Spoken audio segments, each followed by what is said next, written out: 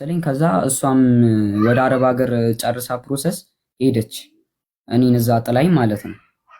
እና እዛው እስከ ኬጂ ቱ ድረስ እያለው ድረስ እዛ ተምሬያለሁ እሳቸው ጋር ማለት እስከ 7 ዓመቴ ምናምን። እና የሆነ ሰዓት ላይ መታ ነበረ እሷ 7 ዓመቴ ላይ ምናምን ነገር መታ ነበረ። ከዛ ይዛኝ እነሱም አልፈለጉም አልተስማሙ መሰለኝ እሷ ጋር ደረሱኝ ማለት ነው። ከዛ ወደ እነላላ ጋር ደግሞ አሁን ድጋሚ ደግሞ መሄድ ስለነበረባት እነላላ ጋር ደግሞ አስቀምጣኝ ማለት ነው። እነ ሚጋ አስቀምጣኝ ሄደች። ከዛ እዛ የተወለድኩበት ግቢ ማደግ ጀመርኩኝ። 10 ዓመቴ ላይ ተመልሳ መጣች። ድጋሚ ደግሞ ትንሿ እህት አለችኝ። ከዛ ትንሿ እህቴ ከተወለደች በኋላ ለክርስትና ሄድኩኝ። በዛው ቀረው እሷ ጋር። ከዛ እሷ ጋርም እንደዛው እያለን እየኖርን ምናምን ነገር እስከተወሰነ ጊዜ ሰላም ነበረን፣ እግዚአብሔር ይመስገን። የትንሿ አባት ባለመስማማት ከመጥፋቱ በፊት ሰላም ነበረን እስከ 2 ዓመቷ ድረስ ማለት ነው። ከዛ በዛ በኋላ አላቅም ብቻ ጸባያም እየተቀየረ መጣ። ወደ ጸብም በቃ እኔም ወደ ጸብ ገባች። በቃ እኔን መማታት ምናምን። ትንሿ እህቴን ከ6 ወሯ ጀምሮ እኔ ነበርኩ ያስኳት። እኔ ነኝ ያሳደኳት። ልጅ ለምን ጥለው ወጣህ? ለምን እንደዚህ አረክ? ለምን እንደዚህ አረክ? እየተባልኩ እመታ ነበረ። ከጓደኞቼ ጋር ወጥቼ ለመጫወት ስሞክር ምናምን አይፈቀድልኝም። ከትንሿ እህቴ ጋር ብቻ ስለሙል ማለት ነው። እሷ ስራ ስለምትሰራ ስለነበረ እንደዛ እየተባለ ወደ 6ኛ ክፍል ገባሁ። በቃ በጸብ ምናምን እያለ ብቻ ወደ 6ኛ ክፍል ገቡ። ከ6ኛ ክፍል በኋላ ልክ ሚኒስትሪ ልንፈት በቃ የአብይ ጾም ሊገባ በቃ አብይ ጾም ሊገባ 1 ሳምንት ሲቀረው በቃ ግራግሪን ትንሽ ተጣልተን መታኝ ነበረ። ለምን ትወጣለህ ተብዬ ተመትቼ ነበር። ከዛ እያለ ቀኝ እግሬን ማመም ጀመረኝ በሳምንቱ ማለት ነው። ልክ የአብይ ጾም በገባ በነጋታው ምናምን ነገር አልቻልኩም። በቃ መራመድ አቃተኝ ምናምን። ቤት ውስጥ ተኛው፣ ቀኑን ሙሉ ተኛው ማለት ነው።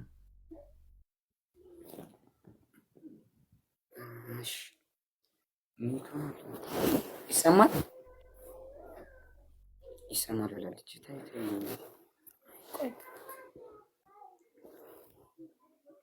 ቮይስ እየላከች ነው። አጥፍቼላታለሁ አለች። ወይኔ እኔ ለካ ሚዩት ነኝ። ይቅርታ። እኔ ነኝ ቪዲዮን ያጠፋሁለት ጊዜ ነፃነት እንዲሰማው። እሺ ማያመሰግናለሁ እናት። እሺ በድምጽ ብቻ እንዲያወራ ነው እና ፈልጌ ነው እኔ እንዲገባ የፈለኩት። ገባኝ። እሺ አሁን እኔ ጥያቄዎች አሉኝ። ይቀጥል እሱ። አንኤል አቤት። በ2 ዓመትህ ጎረቤት ጋር ትታክ ሳውዲ አረቢያ ሄዳ ከስንት ዓመት በኋላ ተመለሰች? እኔ በ7 ዓመቴ ከ5 ዓመት በኋላ። እሺ ከዛ አብራችሁ መኖር ጀመራችሁ? አው አልተስማማችም ነበርና እኔና እሷ የሆነች ቤት ነበራት ወደ ጉርድ ሾላ። እሺ አብረን መኖር ጀመርን። ከዛ ትንሽ ጊዜ ነው፣ ሳምንት ነው 15 ቀን። ከዛ ወዲያው ደግሞ ወደ እነላላ ጋር ደግሞ ወሰደች። ላላ ምኗ ናት? እህቷ ላንተ አክስትክ? አይ ላላ ማለት አሁንም ልክ እንደዛው ነው። ልክ እንደ ጉርብትና እዛው ቤት ጓደኛዋ። እሺ ኦኬ ጓደኛዋ በአደራ የተሰጠው ማለት ነው። እሺ ላላ ጋር አስቀምጣ ከሷ የት ሄደች? ድጋሚ ሳውዲ አረቢያ ሄደች ማለት ነው። ከስንት ዓመት በኋላ መጣች ይመስለኛል? ኬጂቱን ተምሬ ሁለተኛ ክፍል ሶስትን ልመዘገብ አካባቢ ላይ ሁለተኛ ክፍል ማለት ነው። ሁለተኛ ክፍል ማለት 4 ዓመት ምናምን መሰለኝ። እሺ በ5 ዓመትክ መጣች። 15 ቀን አብራችሁ ቆይታችሁ ላላ የምትባል ጓደኛዋ ጋር አስቀምጣክ ሳውዲ ድጋሚ ሄደችና ጓደኛዋ አይደለም ትልቅ ሴትዮ ናቸው። እዛው በግቢ በቃ ጓደኛን በሏ። ዝምድና ካልሆነ አክስት፣ አጎት የሆነ ዘመድ ካልሆነ ጓደኛ ነው የሚባለው። ባዳ ከሆነ ትውውቅ በቃ ጓደኛ። ከዛ ከ4 ዓመት በኋላ ማለት አንተ 9 ዓመት ሲሆንክ መጣች ማለት ነው። 10 ዓመት ይሄን መጣ። አዎ በቃ 9። ከ4 ዓመት በኋላ ተመለሰች። ችግር የለውም። ከ4 ዓመት በኋላ አንተ የሁለተኛ ክፍል ተማሪ ሆነክ መጣች። ኦኬ ጎረቤት ብለን እንይዘዋለን። ጓደኝነቱ ይቀርና በእድሜ ካልተመጣጠኑ ጎረቤት ብዬ ይዤዋለሁ። እሺ ከዛ ከ4 ዓመት በኋላ አንተ የ9 ዓመት ልጅ እያለክ የ9 ዓመት ለሁለተኛ ክፍል ተማሪ እያለክ ተመልሳ መጣች አይደል? እሺ ከዛስ አብራችሁ መኖር ጀመራችሁ? አይ አብረን መኖር ሳይሆን እሷም እንደዛው ወዲያውን ሄደችው ማለት ነው። ከዛም ተቀብላኝ ወዲያውን ሄደችው ወደ ነላላ ጋር። ምን ያህል ጊዜ ከእሷ ጋር አብረን የኖር ነው? 15 ቀን ነው። ግን ከመጣች ወር 2 ወር ይሆናታል። በ2 ወሯ መልሳ የት ሄደች? የት ሄደች በ2 ወሯ መልሳ? እዛው ሳውዲ። ኦኬ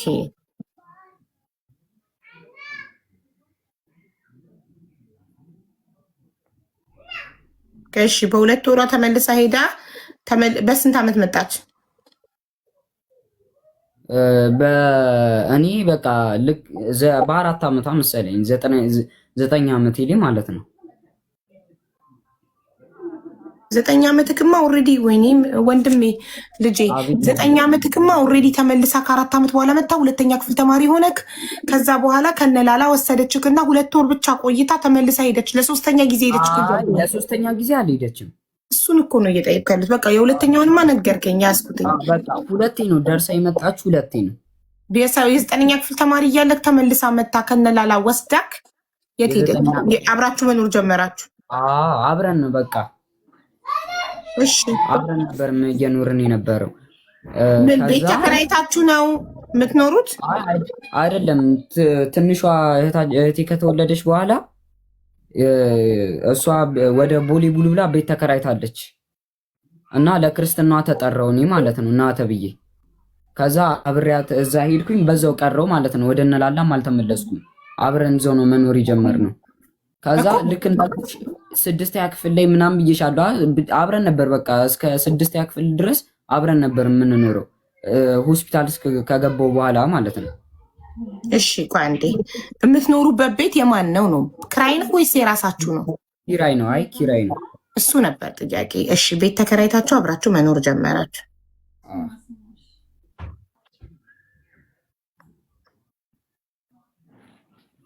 ከሁለተኛ ክፍል ጀምሮ ከ9 ዓመትክ እስከ 6ኛ ክፍል አንዴ ልቁጠረው። እስከ 3 ብለሽ ያዥ። ወደ 3ኛ ክፍል ልገባ ስል ማለት ነው ሰርተፍኬት የተቀበልኩበት ሰዓት እኮ ያው 9 ዓመትክ ነበር። 10 አልሞላህም ነበር። ልክ ግን እኔ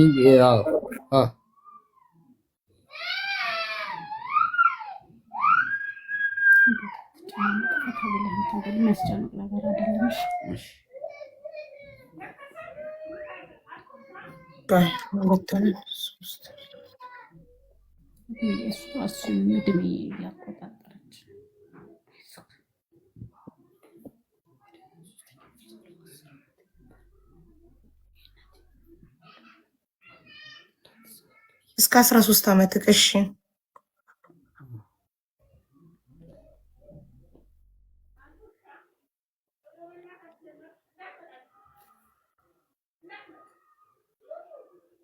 እሺ እስከ 13 ዓመትክ እስከ 6ኛ ክፍል ድረስ አብራችሁ እየኖራችሁ ነበረ። በዛን ጊዜ እሷ አብራ ስትኖር ሌላ ትዳር ያዘች አይደል? ትዳር ያዘችና ታናሽ እህትክን ወለደች። ኦኬ ስንት ዓመቷ ነው ታናሽ እህትክ? እኔ 10 ዓመቴ ላይ ማለት ነው። እኔ በ10 ዓመቴ ትንሿ እህቴ ተወልዳለች። በ10 ዓመትክ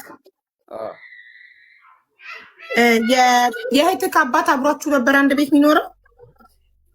አይ እሱ እዚህ ሀገር አይደለም የሚኖረው። ኦኬ አይተኸው ታውቃለህ? ኦኬ ማለት ቫኬሽን ሲመጣ ቤት ይመጣ ነበር? አዎ ለመጀመሪያ ቫኬሽን እንደውም እኛ ቤት ነበር ያረፈው እዛው ቦሌ ቡልቡላ። ኦኬ ኦኬ እሺ ከዛ ልክ እንዳልኩሽ ልክ የአብይ ጾም እንደገባ ሰዓት ታምሜ ነበር በጣም። ከዛ ጤና ጣቢያ እንሂድ ተባለ ማለት ነው። ከዛ ጤና ጣቢያ ከሄድን በኋላ መንገድ ላይ በእግራችን ነበር ትንሽ ራቅ ስለሚል ከወሰን ወደ ከፍ ይላል በጣም ማለት ነው። የሆነ ሸገር ገበታም ይባላል እሱ ድረስ ስለሆነ የሆነ ይከብዳል ነበር። እግሬም ስለማያራምደኝ በእንጨት ነበር እየተደገፍኩ የምሄደው። ከዛ እዛ ገባን። ልክ እዛ እንደገባን ወዲያው ኢመርጀንሲ መጡ። ኢመርጀንሲ ክላስ ገባው። ወዲያው ምርመራ ተሰጠኝ። ልክ ምርመራው ላይ በጣም እንትን ብሏል። ምግብም ስላልበላው ስለነበረ የደም ማነስና የነጭ ደም ሴል ውሃ መቀነስ ተብሎ ነበር እንትን የተባለው ማለት ነው። ከዛ አሞክ ነው ሐኪም ቤት ሄዳችሁት? አዎ ጤና ጣቢያ ሄድ ነው። አዎ ኦኬ። ምንህን አሞክ? እግሪን። እግርክን እንዴት ማለት? አንድ ሰው እንቅፋት ነው ምን ሆነ? ዝም ብሎ አመመክ? ጉልበቴ ላይ ያለ አይደለ? ጉልበቴ አይታጠፍም፣ አይዘረጋም። ጉልበቴ ከመሬት ተነስቶ ኦኬ እሺ፣ አይታጠፍም፣ አይዘረጋም። እና ልክ እዛው ጤና ጣቢያ ገባን። መንገድ ላይ ነርቭም ደም ግፊትም ሊሆን ይችላል ብለው እየነገሯት እያለ ደነገጠች እንደዛ ስትባል። ከዛ ወዲያው ወደ ጤና ጣቢያ ድረስ በባጃጅ ሂድ በቃ እንደዚህ አታልፊ ተብላ ወሰዱ። በባጃጅ ወሰዱኝ ማለት ነው። ጤና ጣቢያ ድረስ ኢመርጀንሲ ክላስ ገባው። ከዛ እንዳልኩሽ ተለክቺ ሪፈር ነው የተጻፈልኝ ወዲያው ወደ ሚኒሊክ ሆስፒታል። ወደ ሚኒሊክ ሆስፒታል ሪፈር ተጻፈልኝ። በጣም ደክሞኝም እንትንም ምግብም ስላልነበረው ውስጤ ግሉኮስ ነበር የተደረገልኝ። ከዛ በግሉኮስ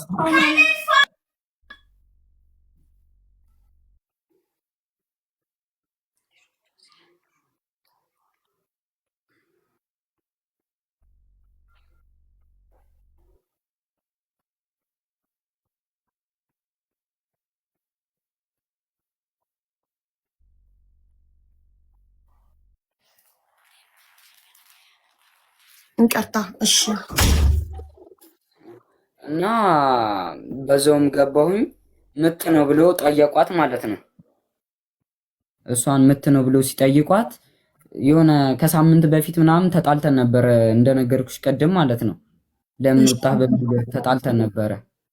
ከዛ በዛም ምክንያት ምናምን ነገር እኔም እዛ ሐኪም ፊት እንትን ማለት ስላልፈለኩኝ አይደለም ብዬ ዝም አልኩኝ ማለት ነው። ከዛ ሪፈር ወደ ተጻፈልን ሄድን። ኢመርጀንሲ ክላስ ገባን። በቃ ኢመርጀንሲ ክላስ ስንገባት ትንሽ ደክሞኝ ነበረ። ግን እሷ ለመጣው ለሄደው ሰው ብላ የምታወራው የነበረው እንዲህ ግማሽ እንትኑን ሀፍ ሰውነቱን ስትሮክ ይዞታል በቃ አይንቀሳቀስም ብላ ነበር ስታወራ የነበረው ለማንኛውም ሰው ማለት ነው። እና ሊጠይቅ ለሚመጣ ሰው ነው። አክስቴም ነበረች። ያው ያልኩሽ የእህቴ አክስት አለች አይደለ? የእንጀራ አባትህ እህት እሷ ራሱ በጣም ነው የምትወደኝና ትመጣለች ማለት ነው። ልክ እንደመጣች በቃ ሀፍ ነው ከፍሎ ነው የሚያያዘው። አሁን ነው መንቀሳቀስ የጀመረው እና አሁን ነው ራሱ የነቃው በስነስርዓት 3 ቀን ሙሉ እንትን አይልም ነበር ብላ ነበረ። በቃ ራሱን ያቅም ኮማ ውስጥ ነበር ብላ ነበር ስታወራ የነበረው።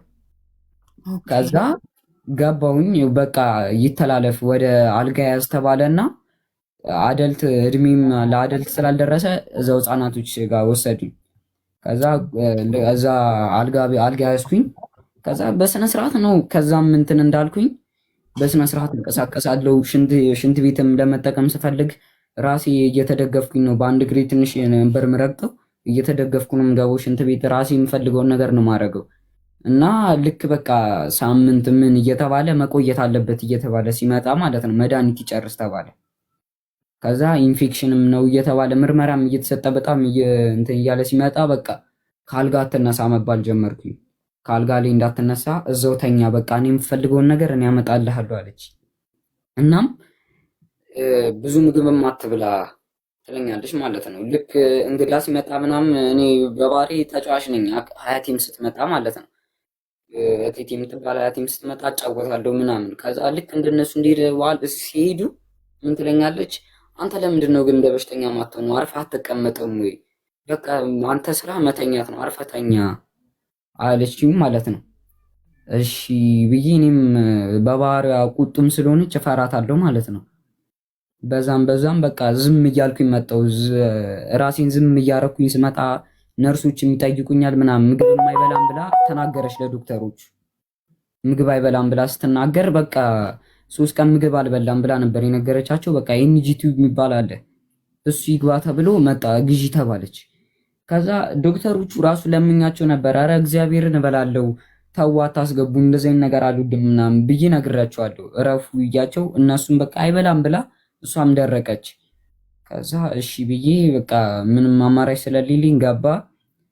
ከዛ በአፌ መብላት ፈልጋለሁ ብዬ በቃ ልክ ኢንጂቲቡ ከገባ በኋላ በቃ ኦክሲጅን ምናምን የሆነ ማጠር ጀመረ።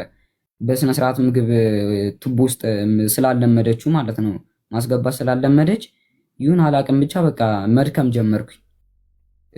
በቂ ምግብ ስለማላገኝ ስለነበረ ማለት ነው። ከዛ ዝም እያልኩኝ እና ኦክሲጅን ተደረገልኝ።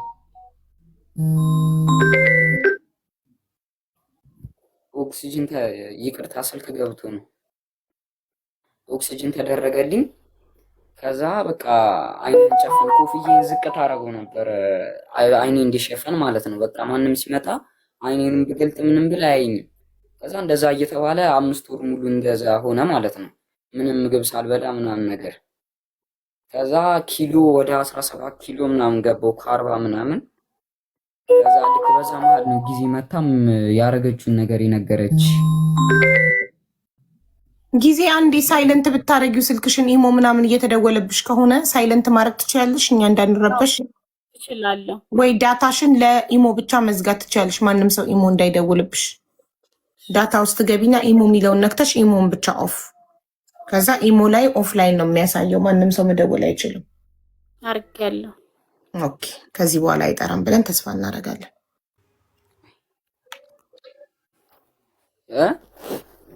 እና ከዛ በኋላ የተፈጠረውን እኔም ለማንም ደፍሬ አልናገርም ነበረ። ብዙ ነርሶች ከእሷ ጋር በጣም ግንኙነት አላቸው። ምንም ቢፈጠር ምንም ቢል ከዘበኛ እስከ እንትን በጣም ነው የምትታወቅ የነበረው እዛ ግቢ ስለቆየች ስለነበረ ማለት ነው። እና የሆነ ችግር እንኳን እኔን የሆነ ሰው ምናምን ሊነካኝ ሲሞክር ምናምን ነገር ዘበኛ ተጠርቶ ምናምን ነበር ራሱ